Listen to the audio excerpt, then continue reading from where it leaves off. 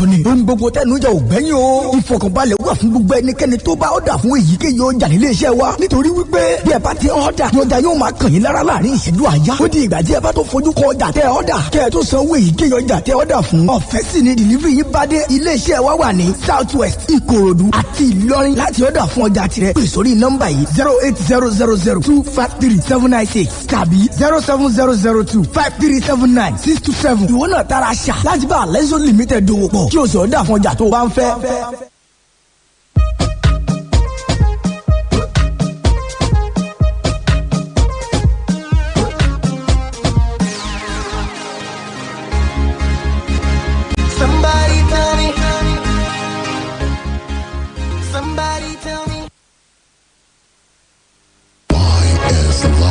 YS Live. YS Live.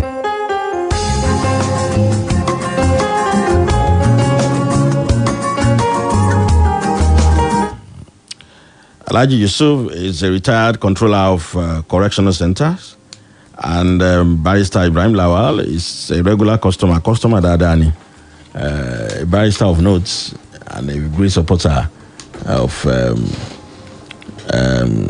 our program. Any issue that has to do with the public is always ready to, talk about it, to dwell into it, and put us through as to where, or even give advice to the government.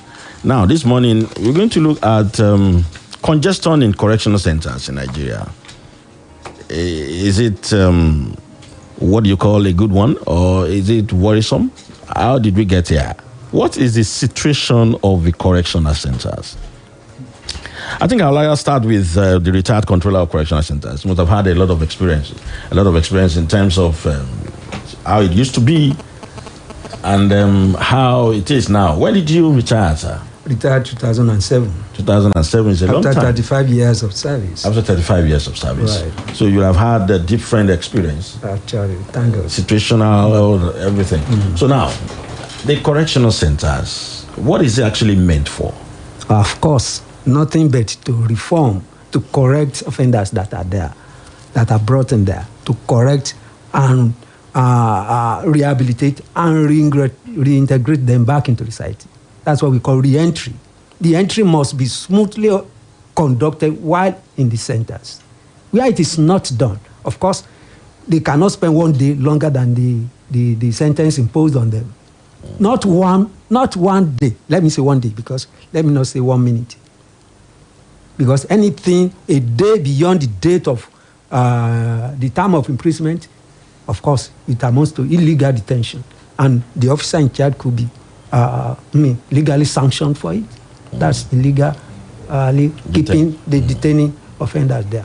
So, but where they are not properly reformed, of course, they have to go. Whether they like it or not, whether the service likes it or not, they have to be released. That's why the service need to really do a lot to really reform them while they are there. It is like a sick person sent to a hospital. Of course, he must be treated and make sure that the sickness he or she brought to the hospital is treated, is cured, and of course, is free to be discharged. Except where a patient wants to be voluntarily discharged. Probably if he feels he's now okay, but whereas probably the doctors will have known that yes, he's not serious, he's not helping himself or herself. So the same thing should apply in the prisons. In the correctional service center. I'm happy the name has now been changed to correctional service and as against the prisons which is derogatory. Derogatory. So where offenders are not corrected, though all of them cannot really respond to correctional treatment there, but at least we should have its sizable number, 70% at least. We should be sure that they are going back a normal person, a decent person, ready to contribute to the development of the society. Where we fail to do that, it is dereliction of duty. It is not service to the nation. It is disservice to the nation. Let me recall, though congestion is nothing new in the system. I can recall 1952. It was reported at Broad Street prisons in Lagos. The prison that was meant for 300 inmates was locking 700. Locked 700. There was riot there.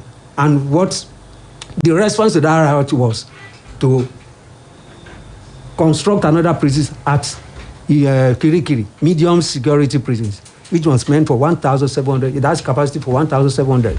But unfortunately, today, that prison is congested. Despite the fact that we still have 2 other prisons beside it. We have maximum security prison beside it. We have female prison beside it. So we have 3 prisons in the same vicinity. Yet, in fact, medium security prisons today in Nigeria is the most congested correctional centers we have. What I really want to really bring out is that those days, we used to have more convicted inmates there in the prisons. We used to have very few awaiting trials, where there wasn't case of awaiting trials congesting the place. And if we have convicted ones overpopulating a center, the controller of that state command has the prerogative of transferring to decongest, transfer to a less congested centers. So that was that. But now, the awaiting trials, you cannot remove them from their area of judicial, where their cases have been tried. Hence, they have to be there. And unfortunately, the facilities are not expanding appropriately with the level of congestion that is coming in. Even, I want to say clearly that even at times, out of sympathy, we have to release some people just to decongest. But yet, it is not. Out of sympathy? Out of sympathy, yes. Out of sympathy. Without being properly... No, reformation is not even taking place. Why reformation is not taking place is because in a congested atmosphere, you cannot correct anybody. Because there must be proper classification of offenders. And where there is congestion, how do you classify them? Exactly, that's where I was going. I wanted to ask... There is no proper classification. I wanted to ask what... You can educate us. All right. What are the different levels or types of prisons or correctional centers that we have? And who goes to where? Normally, should go to where? At what level? Awaiting trial should go to where? Convicted at what level? Is it murder? Is it... yes. All that. Let's have... Yes. Under normal condition, awaiting trial persons should not be locked up in the same place, in the same facility with those that have been convicted because of the influence of the hardened ones among the convicted ones. Though there are some hardened ones among the awaiting trials too, whom we call recidivists. Recidivists. Okay. So those who go and come, So when you release them today, maybe in another 1 month they are back. So if they are there, they will be a sort of bad influence to the new ones who are even innocent. Because there are some innocent ones that are arrested out of the fact that the police have not established a case again, and they just want to verify that whether the person is actually involved in the case that is brought before me against him or her. Hence, if he's not allowed to go on bail, if it's not opportunity to go on bail, of course he has to go to the place because they cannot spend more than 24 hours in the police cell. So they have to go there, mixing up with adding criminals. Of course, it's another criminals being brewed in the place, which is rather unfortunate. There's no provision, there's no facility to properly classify. Because what I always say is that those who committed violent crime should be kept separately from those who committed financial crimes. Those who committed traffic offenses should be somewhere else. And it is even getting worse now. You have young offenders. Because let me recall one of the sayings of one time in 1943. There was one British prison commissioner that came to Nigeria. We were under colonial regime then. One of the things he said, if prison was established to protect society against these mischievous elements, yes, if they go in there, they must not come out more depraved than they went in. If they come out more depraved than they went in, it's a disservice. This prison service is... It's a disservice? It is a disservice. But that's what we see now. It is unfortunate. That's what we see. And that's what is giving the service a bad image that is now having. Imagine anybody talking about prison. No, only you can go there. I'm not ready to go with you there. And it's a place that we must visit. We must. Why did you say must? I know, religiously. It's one of the places where Muhammad Sallallahu Alaihi Wasallam said, visit the cemetery, visit the prisons, visit the hospitals, to see those who are there, to see the other side of life. And when you go to the prisons, you really go there to counsel them. Let them know why they shouldn't have been here if they have been conducting themselves properly. So it's a place you cannot. It's an essential service.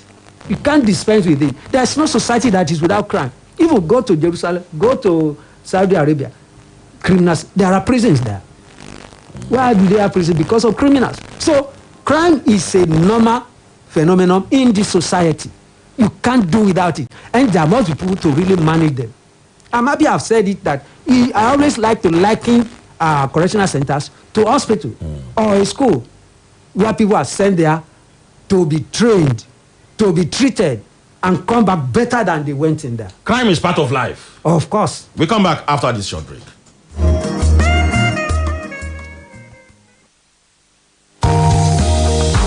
Many people just wonder how my toilet does to stay clean, how my toilet know they get germs number.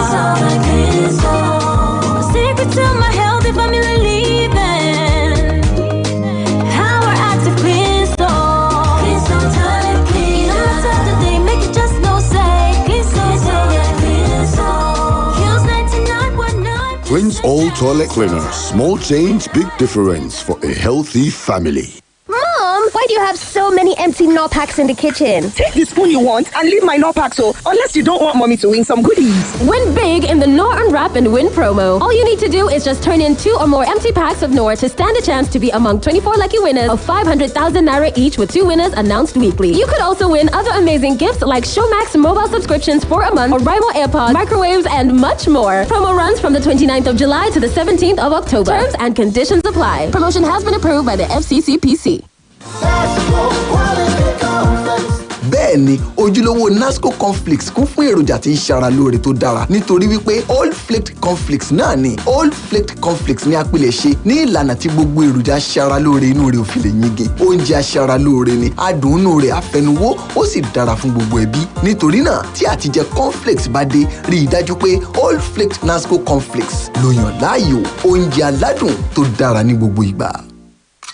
The big leagues are back, and DSTV is the only place you can watch it all. Enjoy live matches weekly from the best leagues in the world. We're talking the Premier League, La Liga, Serie A, the Champions League, not to mention the return of the Europa League. That's Salah, Kane, Haaland, Bruno, Lukaku, Suarez, Messi, and CR7. Oh my goodness! All week, every week. You're just lost for words! Nothing beats the unbeatable football on DSTV. Becky, come and have your cereal. Mommy, can I have my cereal with more glucose D, please? Can I also have my tea, please? Of course, darling. As a mother, I choose Monroe Glucose D as the sweetener for all my family's cereal and beverages because it not only gives my family instant energy, Monroe Glucose D is enriched with calcium and vitamin D. When you're buying, look out for the Monroe Glucose D logo on the pack to ensure that you're getting premium quality. Monroe Glucose D is manufactured by Brand Monroe Limited. Too much of familiarity ń dá mi wà á mọ̀ pé yẹn máa sọ pé torí mo wà pẹ̀lú ẹ̀ ní ṣé máa bá mi sọ ṣó lè bá ìjà ẹ̀ sọ nǹkan bẹ́yìn. Àwa obìnrin ni iyọ̀ ayé. Lójú náà kí adùn yìí lè máa lọ láìlópin. Ètò yín aládùn ni ọ̀rọ̀ obìnrin. Ó ti gbéra tán. Lórí ìkànnì yìí ní gbogbo ọjọ́ Thursday ní dédé aago 10:00 òwúrọ̀. Kódà lọ́tẹ̀ yìí ó tún máa dùn jù. Gbọ̀ngbọ̀n akàn sí. Ọ̀rọ̀ obìnrin, ọ̀rọ̀ gbogbo wa ni. FC Wamco, ilé-iṣẹ́ tó ń ṣe mílìkì 3 Crowns Milk ló ń ṣe onígbọ̀wọ́ ètò yìí. Mama Junior, put it into the but you tell him one more. Jackpot, my sister. Why are you not go happy? I don't use Honeywell spaghetti mini. Don't cook the always with me. Honeywell spaghetti mini? Yes, so Junior and Papa like her, and it is very easy to prepare. This Honeywell spaghetti mini. Now inside life, oh, hi! With the new Honeywell spaghetti mini, your kitchen wahala go reduce, so you go cook till you finish at once, and even still enjoy nourishment on top. Oh yeah, go buy your own pack of Honeywell spaghetti mini today. Bottle of pasta. Bring Honeywell pasta.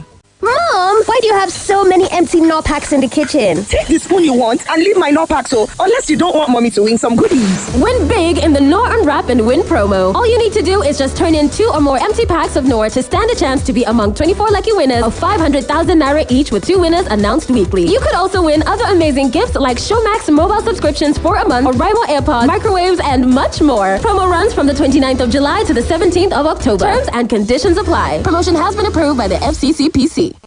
Here, Papa Obi. Now what in they shake you again like leaf? Chai! Sweater and handkerchief never come off from your hands since I married you. Na cold and kata again, I don't tell you, say make you take Procode, but in the form of big man. Why Procode, my dear? Make you know what comes through, though. Procode get paracetamol and phenylephrine for effective relief from cold and kata within 20 minutes. Mama Obi, I can't pay now. Now, Orange Drugs Limited distributor. If symptoms never stop after 3 days, make you waka go see your doctor. Procode, now better medicine. Take Procode, take Procode, Procode, take Procode.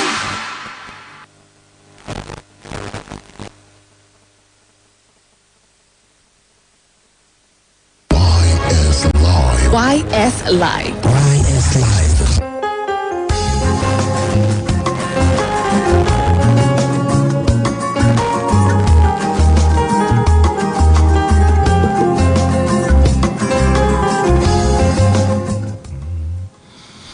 Ẹ káàbọ̀ padà.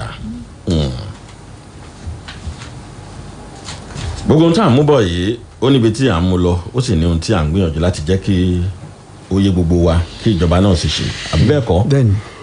Barrister, I'm still coming to you. No problem. I actually wanted him to really, situate what it is before we pick some issues there.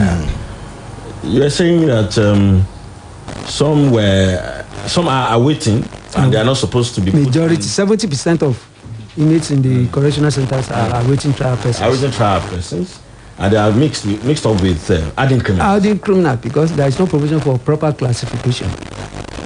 Should there not be provision for proper classification? It's even is against the UN minimum standard rule for the treatment of offenders. It makes it clear that offenders should be properly classified in terms of their offenses, in terms of their age, in terms of the kind of treatment you want to give them. Unfortunately, that is not possible in the circumstances we find ourselves. And you see, I'm a strong advocate of building more prisons. Barrister is having the same thought with me, that prisons should go, there should be more prisons in our side. Imagine Oyo State. We have only 2 correctional centers, Agodi and Oyo. Abolongo. Even in Oyo, Abolongo, in Oyo. So, what happens to Shaki cases? What happens to Ogomosho cases? What happens to Ibarapa cases? And can you imagine from Agodi here, they transport cases that will attend trial in courts in Shaki about 190 kilometers away in an epileptic vehicle that will take them there. There is no facility. If the cases are tried later, because you cannot force the judge to really adjourn a case until probably he go to a reasonable point. If it's getting late, what happens to them? There is no facility where you keep them. And of course, if you are adding criminals in that convoy, in that green area we call it, that would be an opportunity for them to really attempt to really rescue their fellow criminals from the. Did you say rescue? Of course, they will say they are there to rescue their fellow criminals, and the officers there will be helpless. What happens? The distance is too wide. 190 kilometers. They have to go there in the morning and expect to be back to Agodi that same day. Under very bad roads that we have. So we need to have more prisons. And there are so many benefits of having more prisons. Of course, opportunity for the unemployed ones. Of course, there will be proper classification of offenders there. And where they are properly classified, there will be adequate treatment to really reform them there. And before they are out of the place, they become a better person. And though reformation is not an automatic thing, you must have personnel that will really handle that. Can you take us through reformation exercise in the correctional centers? The reformation exercise that are supposed to be there are that's supposed they are not there. Jesus Christ. Of course, social workers are there. That's my own unit which I belong. Social workers are there to counsel them. Of course, they are supposed to be the link between the inmates in the correctional centers and their homes. And of course, even with their lawyers too, you are supposed to be the link between them to make sure that their cases are speedily tried. Their comfort is really, taken care of, where the service cannot even provide. You get in touch with their relations to really get across to them. And of course, there must be a place for regular counseling. You identify the causes of their crime, what led them to commit the crime. You have to. It's not a thing that you can do just overnight. It has to be a procedural way of really getting to counsel them, getting to know the root of, because generally offenders are liars. They will tell you lies. But after progressive interaction with them, you get to know the truth. And of course, with your interaction with their parents, with their families back home, then you'll be able to know more about the person you are really working on. You'll be able to know the proper place to really address them. There must be adequate recreational facilities.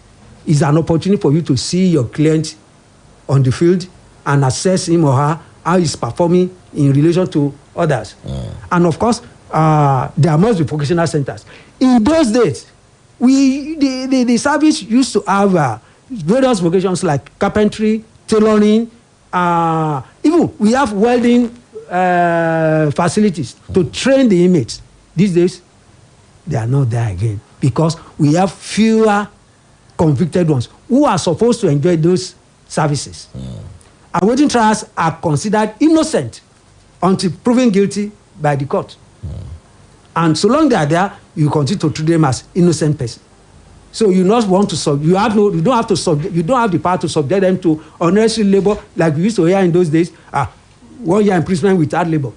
You cannot subject awaiting trial persons to that kind of situation. Hence, they are there, and like Barrister just said, some of them awaiting trial, they've stayed longer than the period they should have spent if they have been convicted, which further hardens them. It makes them to become more a sadist. So they come out of the place because they will certainly leave if they don't die there. They have to come out. When they come out, what happens to them? They will not have sympathy for this society again. They believe the society is already against them. And unfortunately, it wasn't the situation. When they come out, you identify him as an ex-convict. Of course, it's already labeled as an ex-convict. Stigma, testing. And of course, you will not want to associate with him or her. Where you don't have, right people don't associate with him or her. Of course, they will want to associate themselves. They will glue themselves together. Ex-convicts, they meet, they have a place to. What do? They plan crime. Because that is the only trade they have for that time. Because you don't want to engage them in legitimate services. Hence, they have to survive. It's only those who are a bit afraid of getting involved in a very serious crime. They will go and commit, because if they don't have a place to settle on the start, they will commit minor offenses. They can go there still.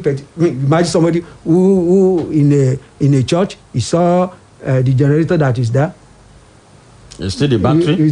Now you want to carry the old generator. Before you carry it, you don't have a vehicle. People will see you and he's caught. Ole. Of course, he's arrested, handed over to the police. Of course, he's caught stealing and he will not deny it. Okay, he knows where he has to go. He's going back to the place because that place is sure of 3 meals, even if it's not square. It's square of 3 meals, and of course, no landlord will be asking him to pay rent for the house he's occupying. And so those are situations that government need to really put the officers in the correctional center to really work on. And I always tell them, despite the fact that I've retired, because I still have contact with them. Look, before CJ comes to the prison for visit, make sure you consider all those who are likely to be released. Make sure you have done your own work on them. Contact their relations, whether they are ready to accept them. It is based on that you advise the CJ. Yes, we have been to this person's house. The person you are considering for release, we have been to his house. Yes, he has a relation that is being expected at home. You have this. He cannot trace his relation. For instance, I had a nasty experience because occasionally I go with CJ to prison visit because I work with children. And the young offenders there, CJ wants to consider them for release. Of course, we call Alhaji, what do you say? I'm ready to accept. There was a visit where he considered 9 young offenders. Handed them over to me. Got them seated, asked for their contact, phone contact, home addresses.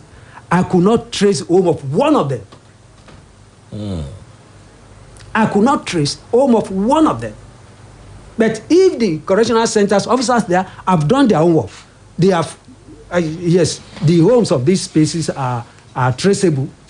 Of course. And he forgot his home, he couldn't recollect. It's not that he forgot, he has no place to go. And the homes he knows, he knew that he would not be welcome there. So he's not ready to really have any contact with them again. So he prefers to really stay in the world of crime. That is the situation. And it's unfortunate if the more he remains in that field, the power to recover him is great. It's almost impossible. And if care is not taken, and of course they will have learned a bit how to perfect being arrested, and even where they are arrested, they have mastered the way to really maneuver themselves before the law, particularly with the police.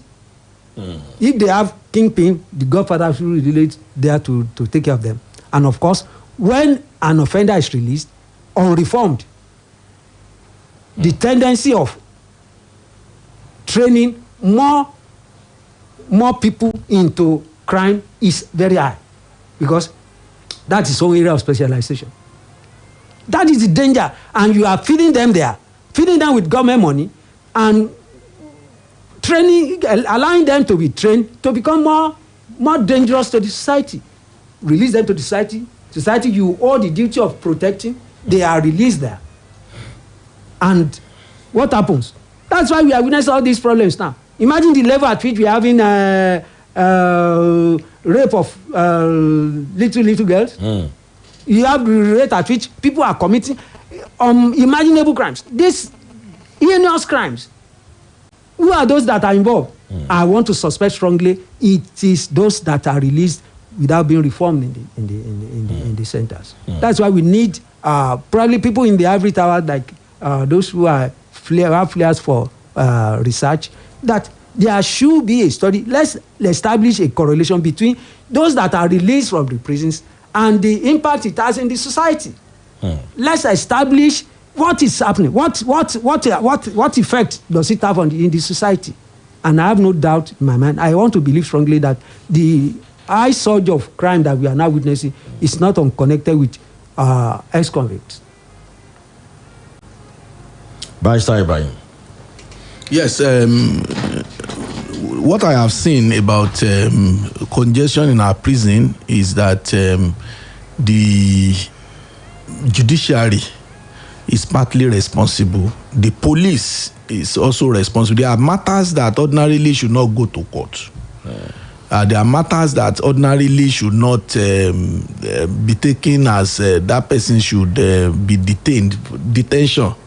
And I think that is why they are doing community service now, in order to reduce, because government has realized the fact that it is not all matters that we take to prison to decongest it too. I also believe, and I'm of the firm view, that prisons should not be exclusive preserve, should not be on the exclusive list. It should not be federal issue. Prisons should be state and federal issues, should be on concurrent list. States should have the power to establish prisons. Like Alhaji said, if you transport offenders 190 something kilometers, it does not make any sense. Prisons should be closer to the courts, such that you don't even need vehicles to take them, to the court. It would,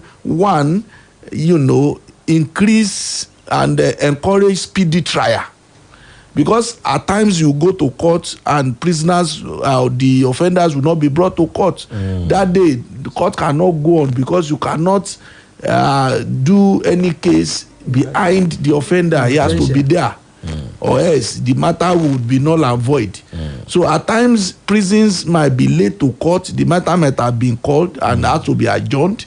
At times, there might be, breakdown of vehicles, inability to take them to court and stuff like that. So we need, as they are doing constitutional amendment, they must amend the constitution to allow the state to establish their own prisons. And what is more, majority of the offenses that people are taken to prisons are state offenses. People commit state offenses. Magistrate courts donate more than 80% of awaiting inmates in prisons.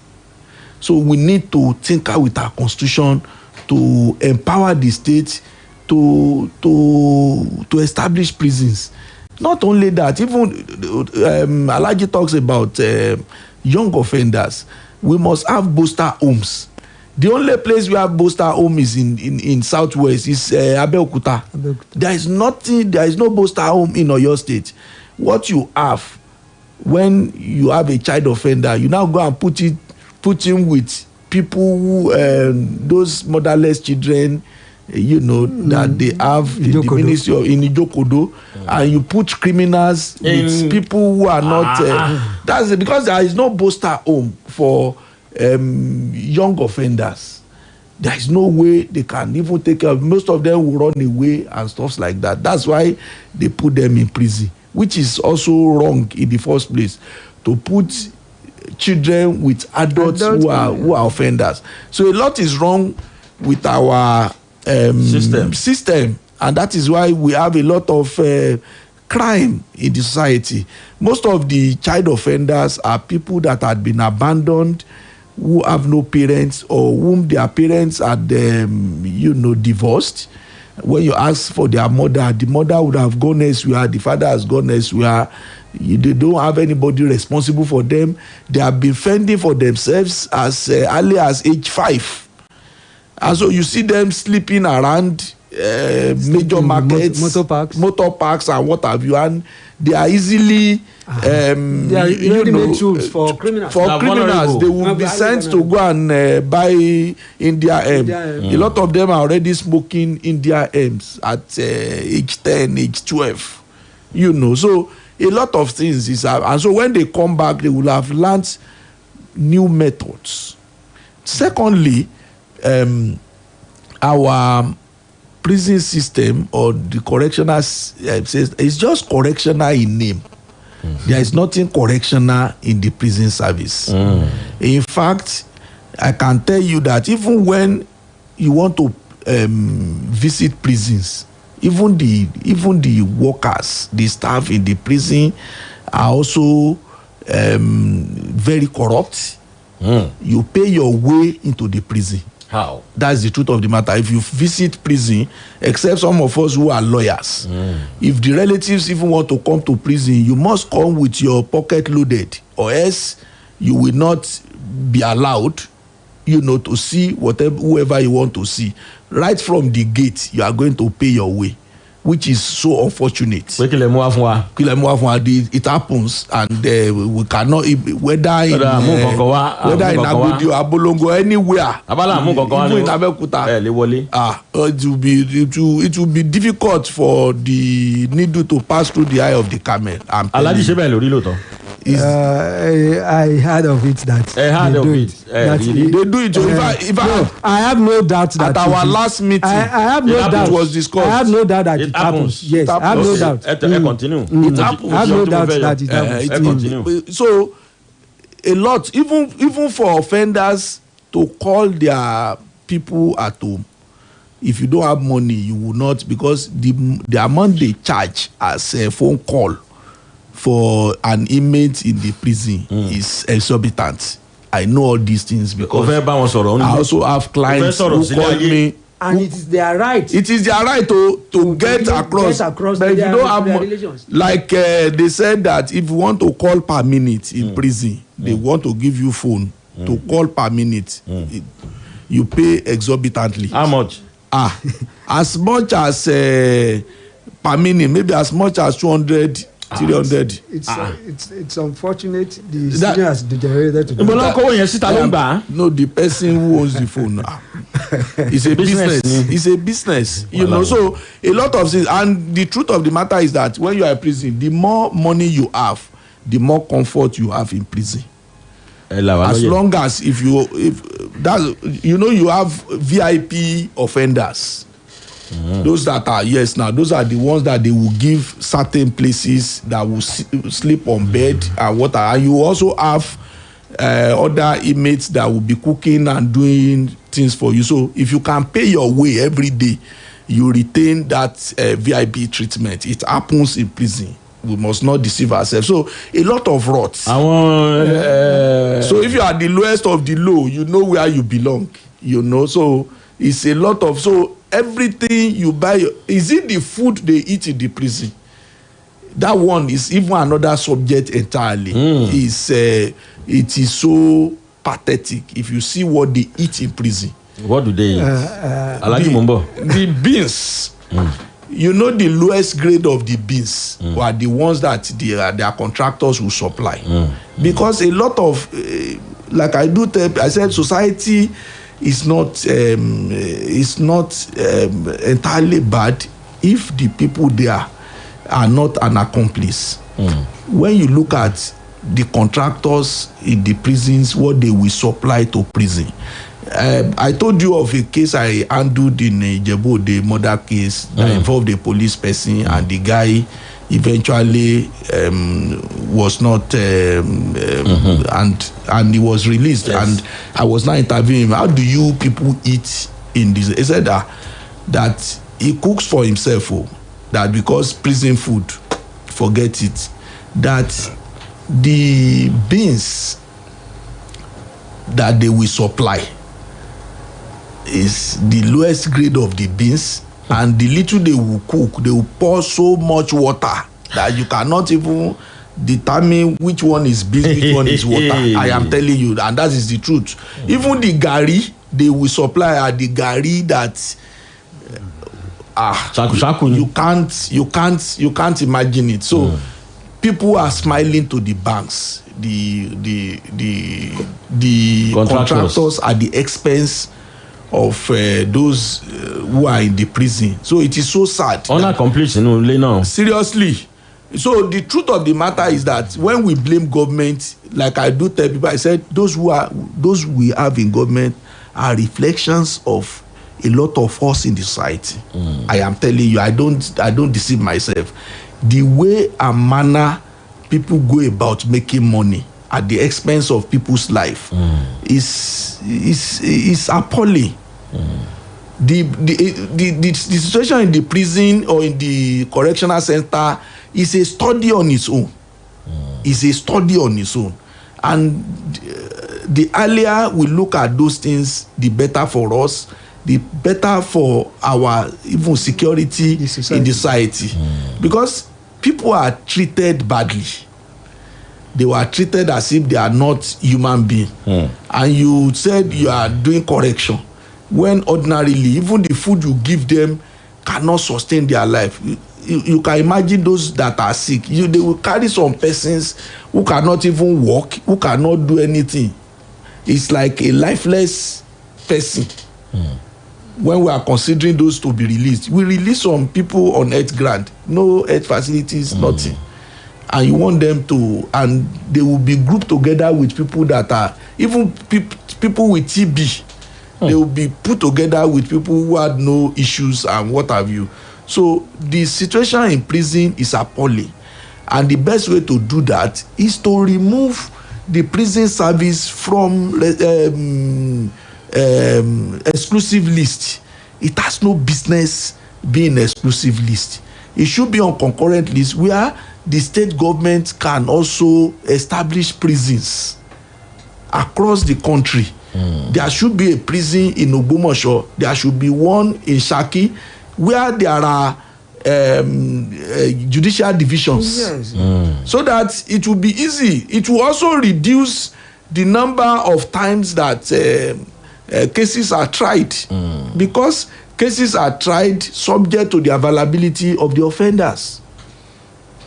Alhaji, ẹ fẹ́ sọ àwọn kankan. Yes, it's I just want to correct some though because of the level of corruption in the society. When I was in the service, all these cases of papering the at the gate. bóyá ká sọ Yorùbá díẹ̀ o àsìkò àwọn tó ń gbọ́ wa náà kan lè gbọ́ Yorùbá dáadáa.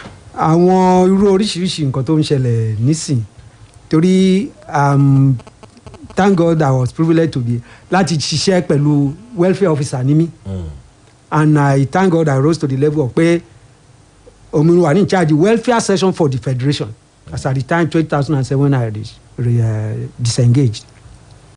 Into iṣẹ́ àwọn welfare officers ní correctional centers wa ni láti rí i pé báwọn inmate bá ti ń wọlé wọ́n láti ṣètò bí wọ́n ṣe mí contact àwọn relations wọn èyí tó bá jẹ́ pé ó ní lọ́ọ̀yà wọ́n á get across sí lọ́ọ̀yà ẹ̀ èyí tí ò bá ní lọ́ọ̀yà bọ́n relations ẹ̀ ṣe máa help ẹ̀ láti get lọ́ọ̀yà. ní àwọn ẹbí ẹ̀. àwọn ẹbí ẹ̀ tí ò bá lẹ́bi tó lè ràn lọ́wọ́ legal aid council à ń láti lọ rí wọn mandatorily láti sọ pé we have a case níbí o ẹ̀ láti wá bá wa attend sí. báwo ọmọ yín kan wà níbí o.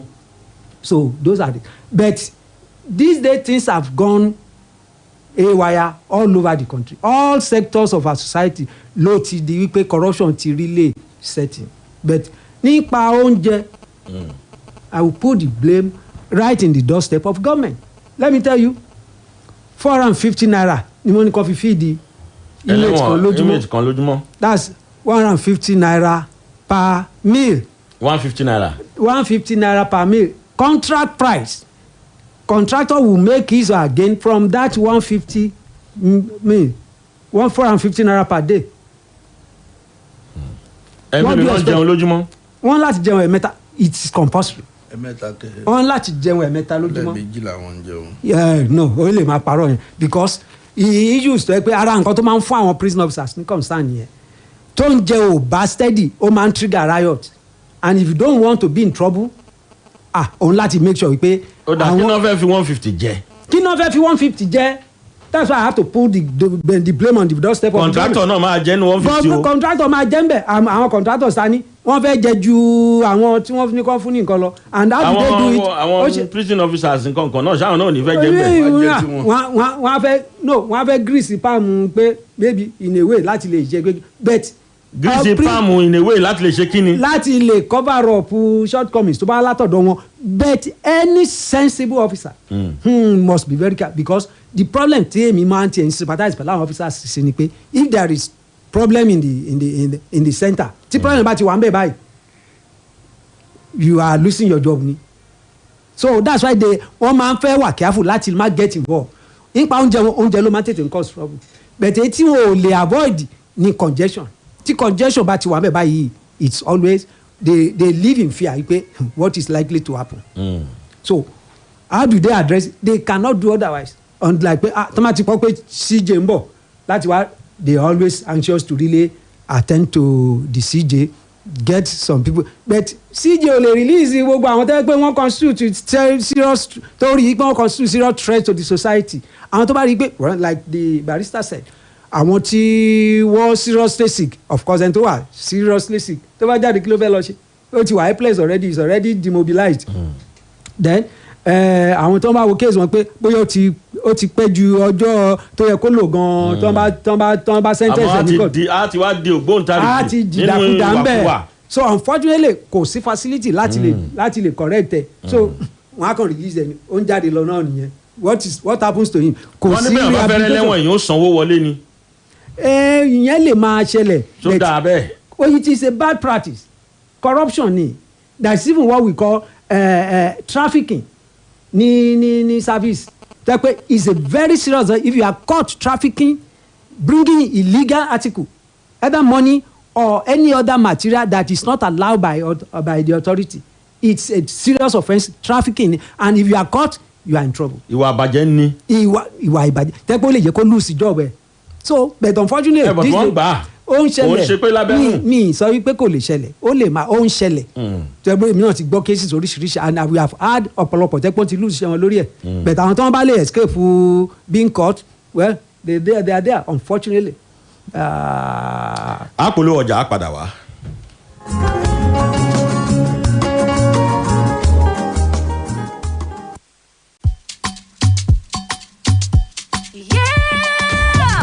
Anytime you feel cold and Qatar, take Procold. Procold now better melody. Take Procold for effective relief from cold and Qatar. Everywhere you go, take Procold. Make no waka miss road. Procold get paracetamol and phenylephrine for effective relief from cold and catarrh within 20 minutes. Now, Orange Drugs Limited distributor. If symptoms never stop after 3 days, make you waka go see your doctor. Procold, now better medicine. Procold, take Procold, take Procold, Procold, take Procold. Mom, why do you have so many empty Knorr packs in the kitchen? Take the spoon you want and leave my Knorr pack, so unless you don't want mommy to win some goodies. Win big in the Knorr Unwrap and Win promo. All you need to do is just turn in 2 or more empty packs of Knorr to stand a chance to be among 24 lucky winners of 500,000 naira each, with 2 winners announced weekly. You could also win other amazing gifts like Showmax mobile subscriptions for a month, Oraimo AirPods, microwaves, and much more. Promo runs from the 29th of July to the 17th of October. Terms and conditions apply. Promotion has been approved by the FCCPC.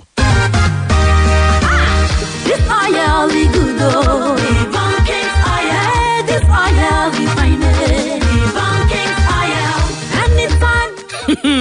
Devon King's cooking oil. Now, Obonge quality oil. We fresh, well. And the price now carry go. It gets tamper proof and it dey for different sizes. So as it dey sweet your belly, it dey sweet your pocket. Oh yeah, jolly inside better. Go buy Devon King's oil for shop when near you. You get money for account. You want take small thing inside. Just do cardless withdrawal with any Momo agent. Oga, madam, where is your card? I don't forget them for house. If you do cardless withdrawal with any Momo agent. Anytime you need the money, but your card is there for yonder. Just go do cardless withdrawal with any Momo agent. Cardless withdrawal with Momo agent. With Momo agent, no card withdraw with Momo agent.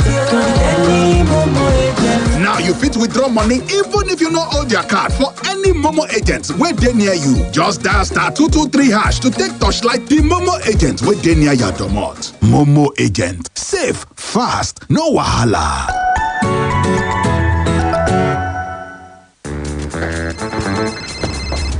Good night, Susan.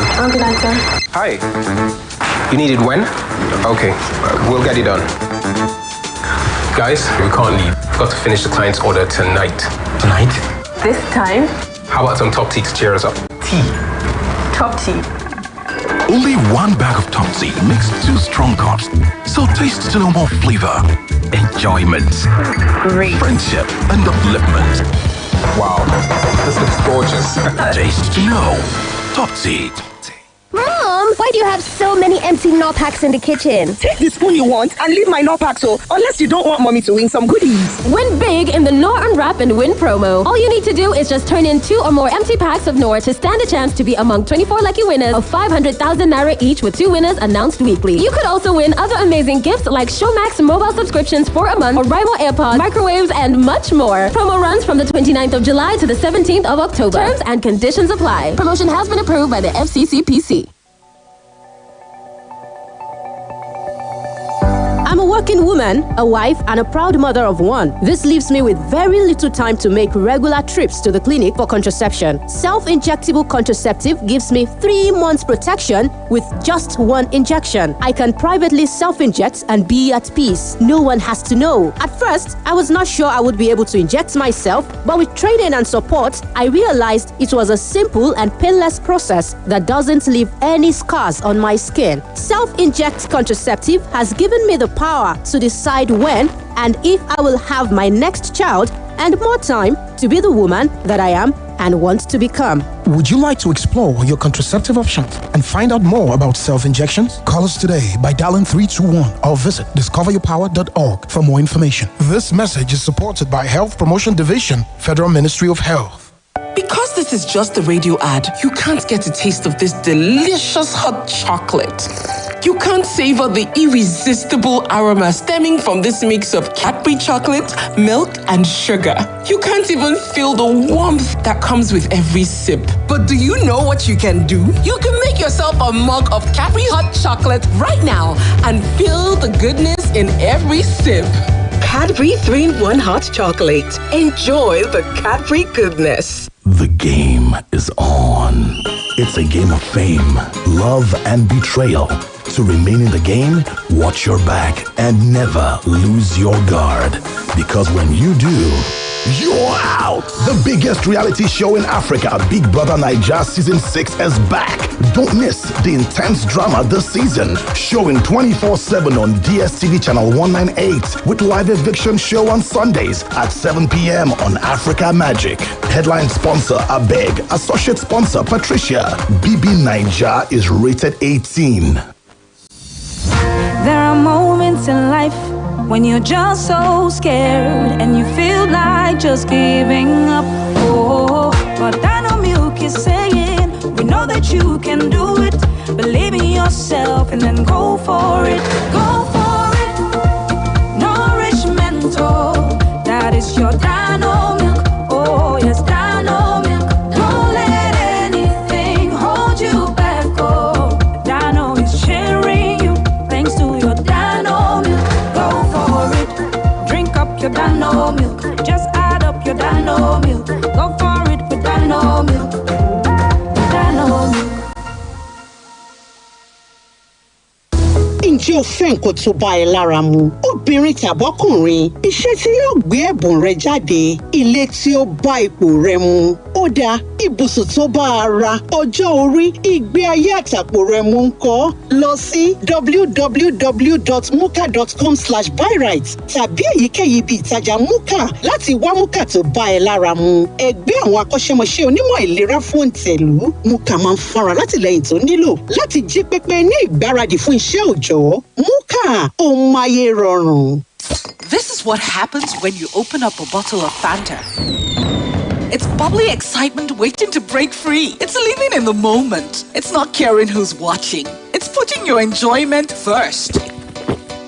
It's adding color to the gray and making time to play. It's not taking life too seriously and adding a touch of crazy. Fanta is flavor. Fanta is laughter. Fanta is color. How are you going to color your day?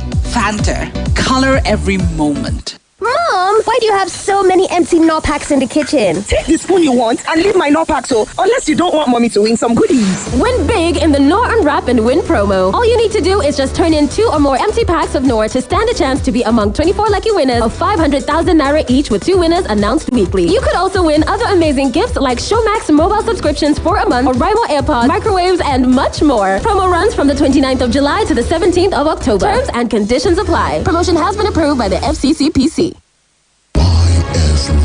YS Live. YS Live.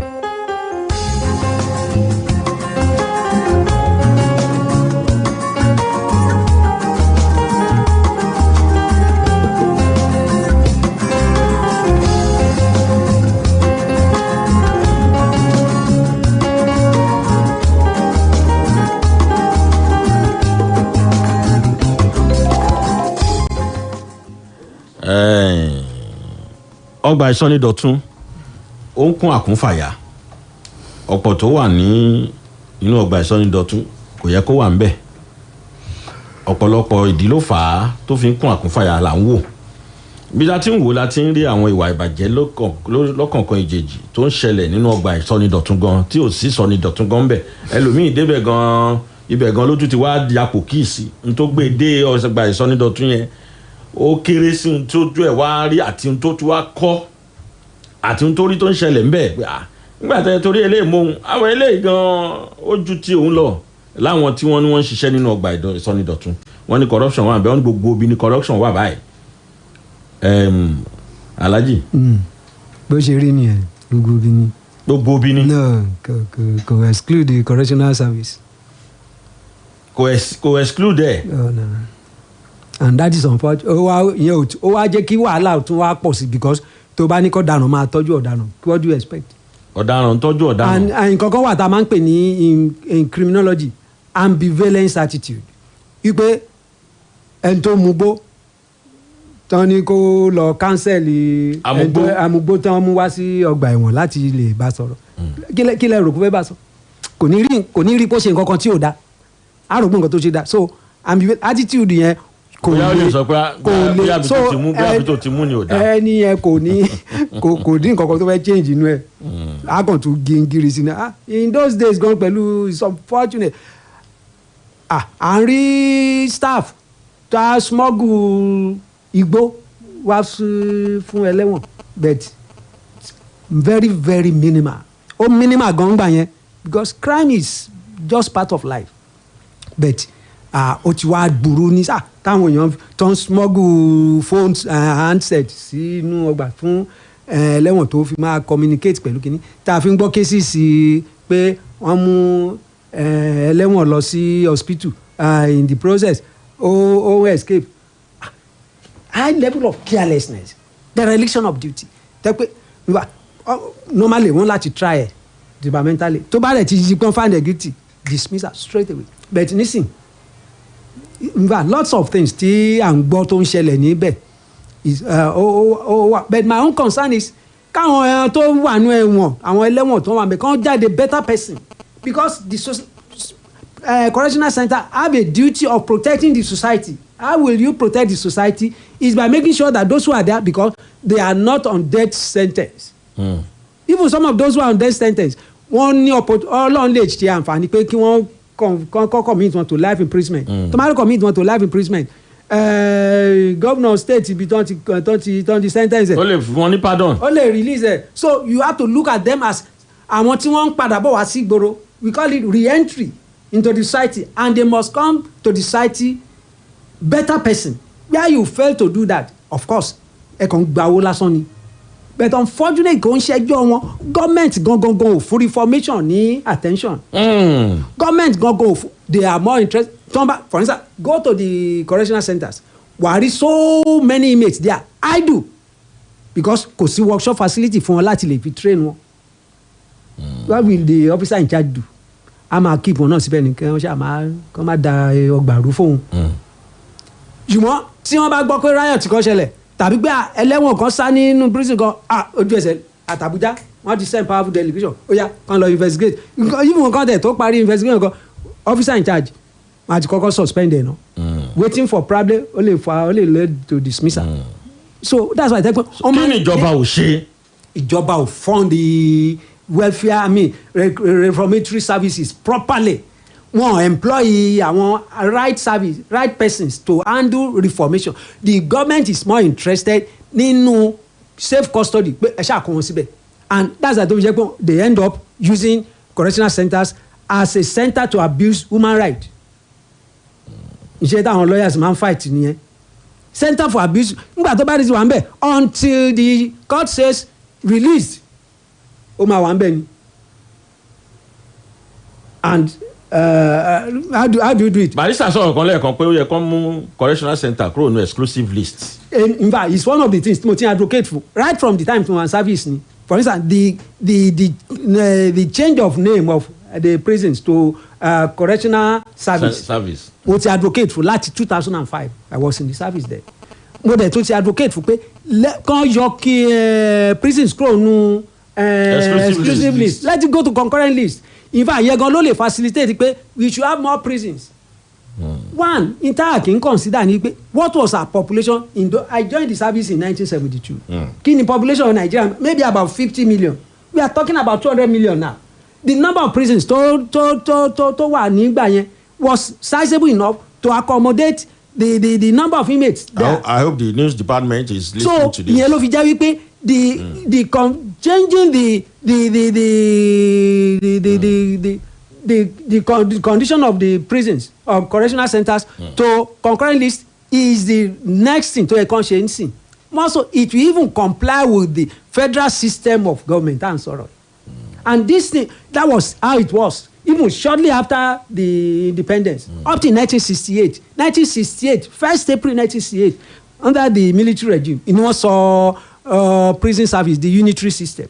There used to be local prisons, there used to be federal prisons. Until 1968, wọ́n kàn merge gbogbo ẹ̀ ni. And what are we enjoying from it? Nothing. In fact, mo máa ń call attention àwọn èèyàn sí double standard in the administration of the prison system now. Most cases, like Barrister said, most cases are state cases. Tí wọ́n bá sentence wọn á lọ sí prisons. Federal government ló máa feed wọn. Gbogbo nǹkan tó bá need níbẹ̀ federal government ló máa tó máa fún wọn ní option of fine. The fine will go to the state purse. It's double standard. So, which it does not make sense. But above all, we need to expand the facilities to enable the service to carry out correctional service, which is mandatory. Where you fail to do that, one can waste all over the prisons. If not that this prison service or correctional service, as we call it now, is an essential service that is an indispensable service, probably it will have been closed down. Let me tell you, 70,000 inmates ló wà ní prison ní correctional centers wa nísìn 450, which is not even sensible to be saying you are using to feed. If you feed for 1 year 450 to be you spend on 70,000 inmates, we give you 11.49 billion naira. 11.4 billion naira. So you are spending that money to breed criminals in the centers. It's madness. Ó máa irritate me. That's why I tell you, tó bá di time pé kí n máa sọ̀rọ̀ nípa ọ̀rọ̀ correctional centers, I get I can be carried away at times. But the truth is that the money that are being spent, let us get justification for it. Let us get satisfaction for it by getting these people come back to the society better persons. I'm talking about feeding alone. 11.4 something billion naira every year on prisoners, feeding them. There are other services. Clothing wọn wà ńbẹ̀, provision of water wà ńbẹ̀, facilities pé wọ́n lọ sí hospital wà ńbẹ̀, wọ́n láti treat wọn within the limit of their medical transportation wà ńbẹ̀. Even payment of staff salary is part of keeping the prisoners there. So if you have to spread it, it goes into the prison. It's a lot of money. And do we have justification for it? It is not the blame of the prison officers. It's not blame of the correction officers because they are incapacitated. Because, of course, the body language of the government is that there must not be escape. There must not be riot in your prison. If there is, you are in trouble. So, if you want to do all that is within his power to keep them in safe custody. Whether they are idle, because idleness is even more dangerous for somebody who is exposed to criminality than other things. When you are idleness is a devil's workshop. So what they will be planning how to escape? It's not easy to be kept there.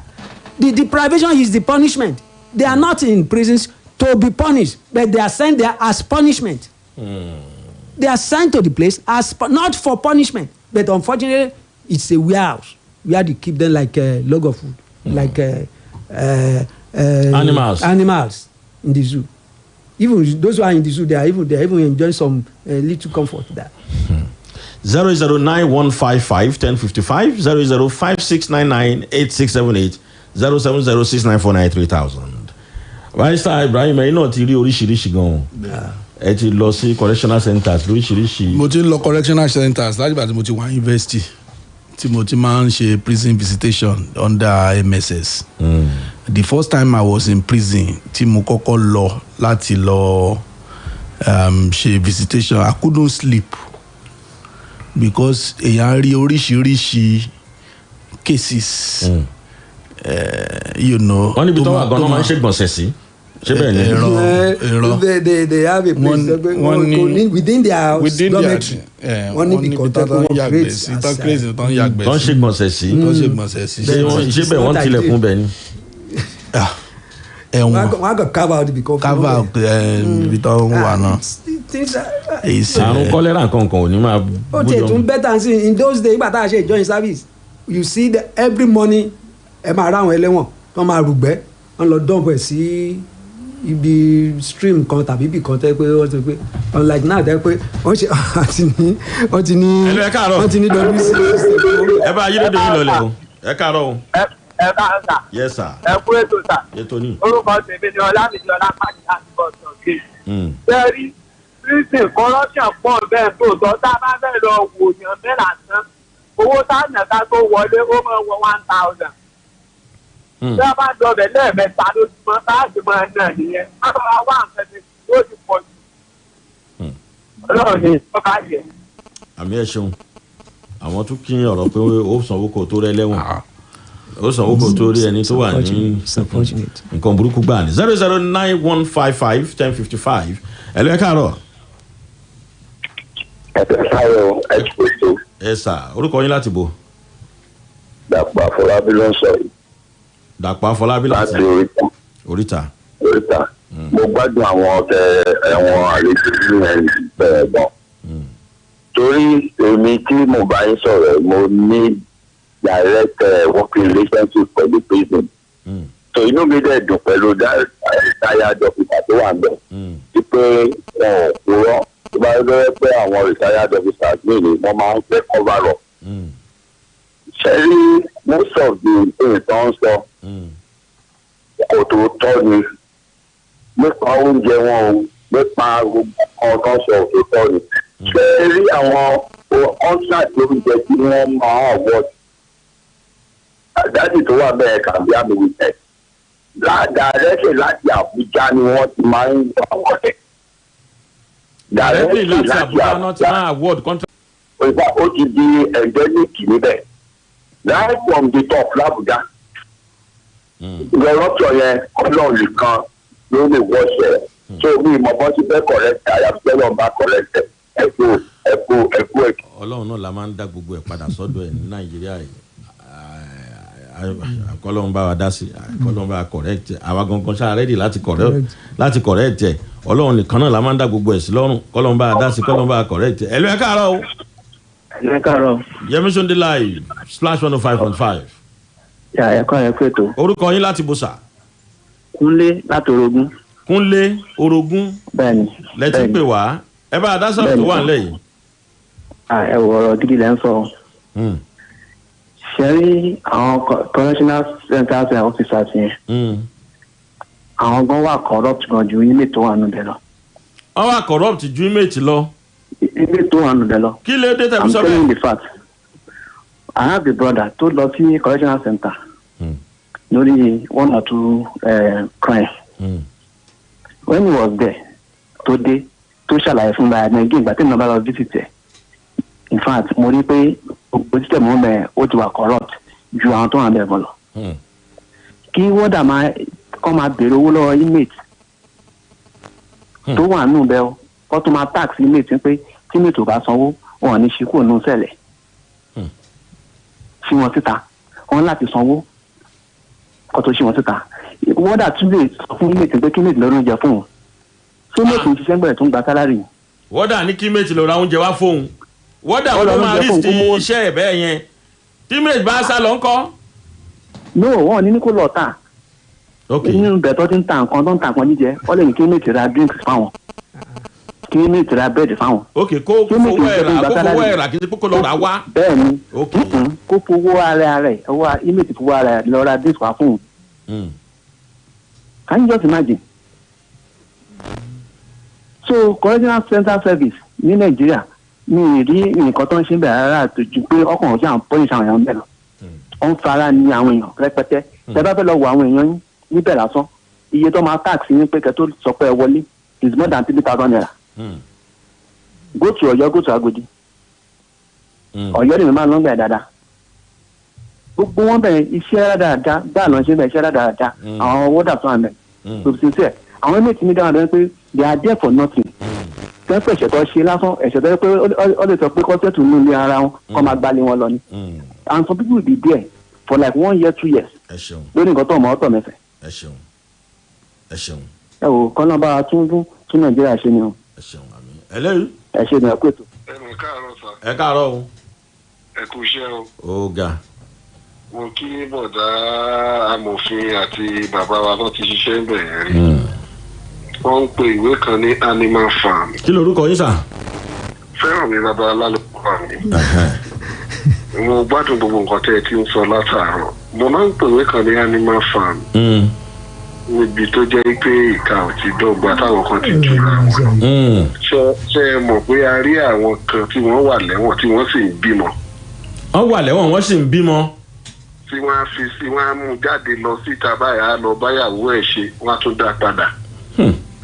wọ́n sì ń ṣèkómọ yóò tún pírẹ́sẹ̀ǹtì ń bẹ̀. ẹ jọ̀ọ́ torí irú orílẹ̀-èdè wo la wá wà.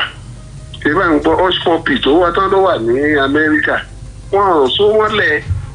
ó lè bá àwọn èèyàn sọ̀rọ̀ ó lè bá lọ́ọ̀yà ẹ̀ sọ̀rọ̀ ó lè kì í ṣe bí yìí.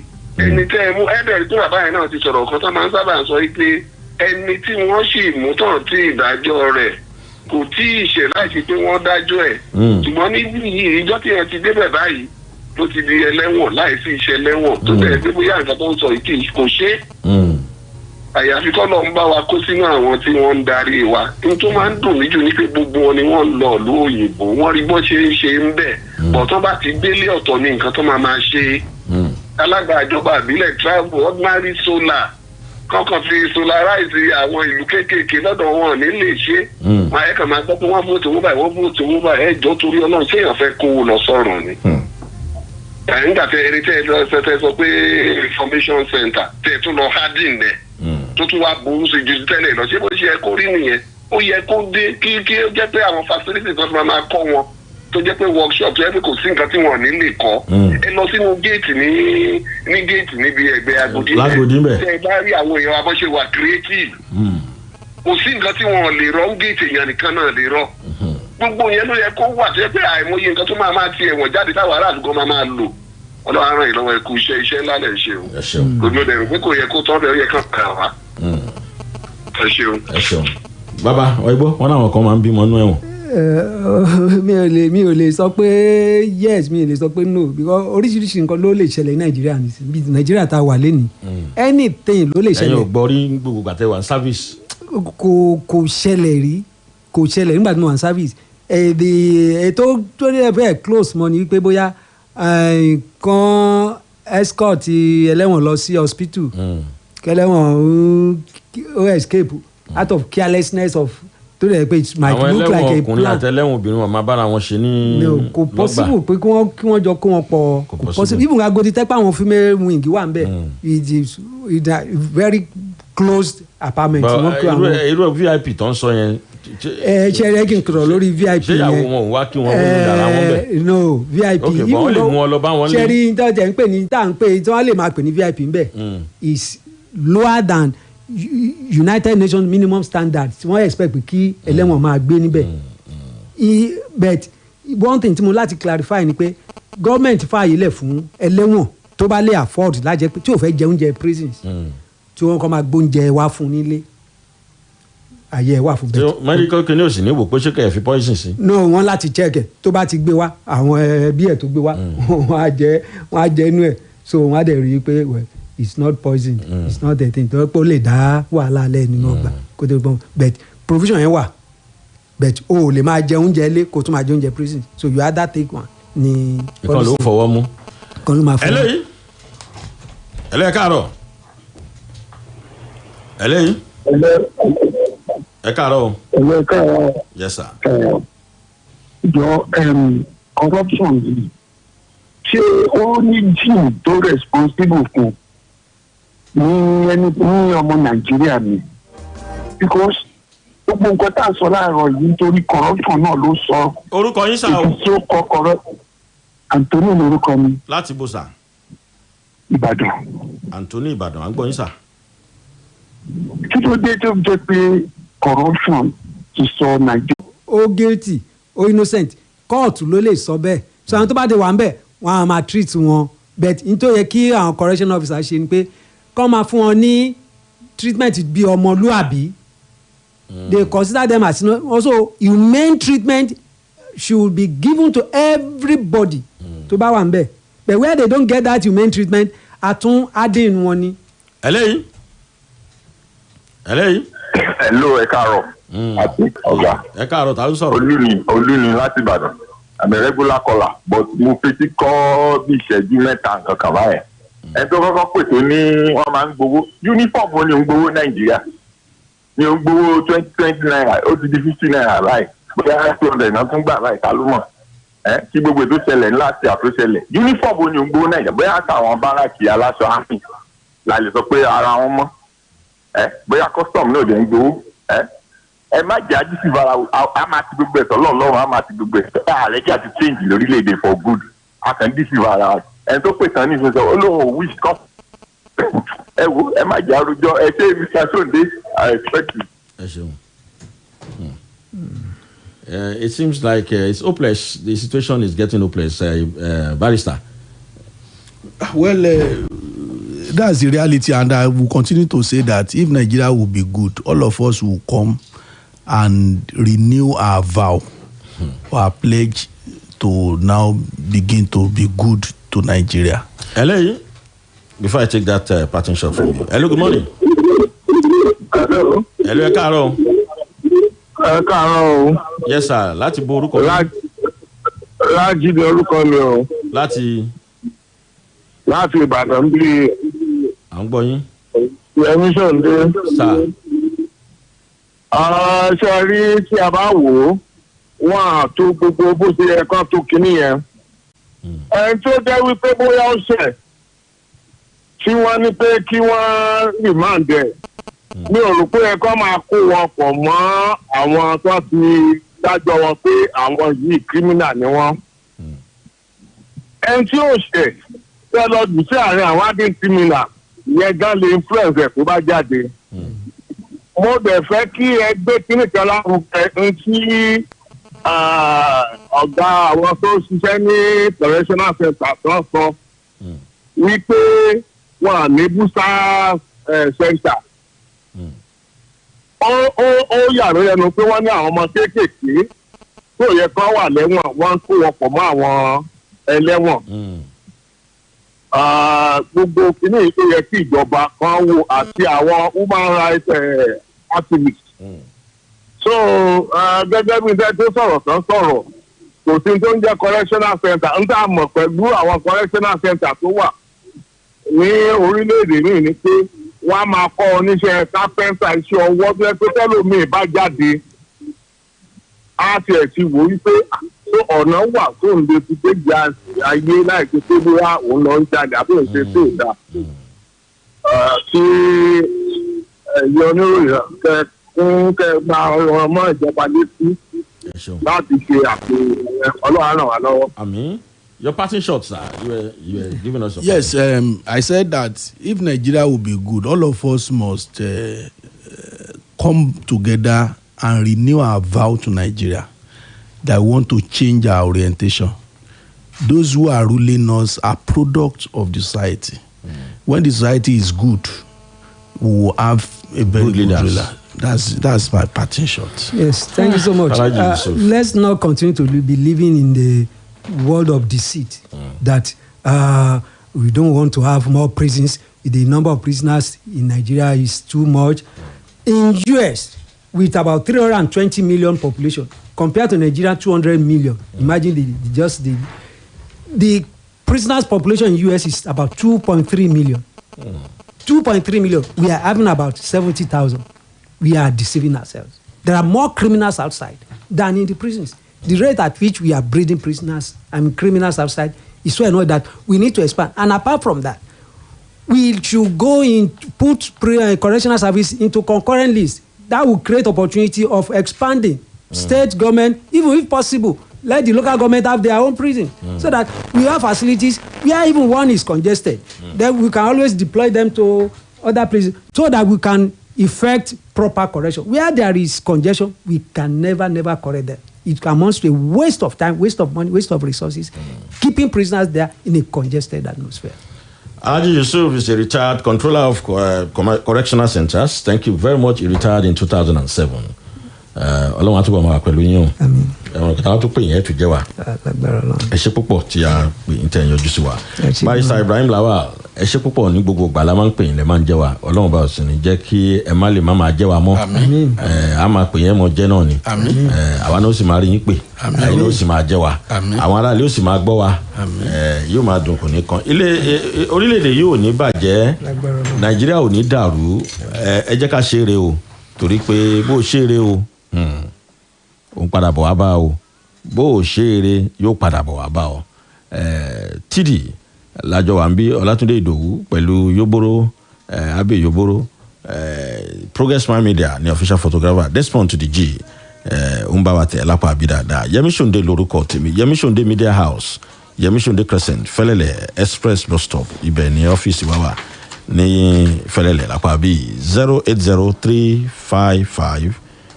08035529883 fún ìpolówó ọjà Yemi Sonde ló máa gbé 08035529883. ẹ lọ sí wẹ́bsáìtì wa www.ysclimited.com. àmàlàyà àfẹ́ gbọ́dọ̀ tutù máa ń gbádùn ẹ̀gọ́ ní gbígbóná gbà. Nàìjíríà ò ní dàrú, kò ní bàjẹ́, yóò sì máa dùn, á sì ṣojú wa, á ní pè ń bẹ́ẹ̀. Ó dọjọ́ mẹ́jọ.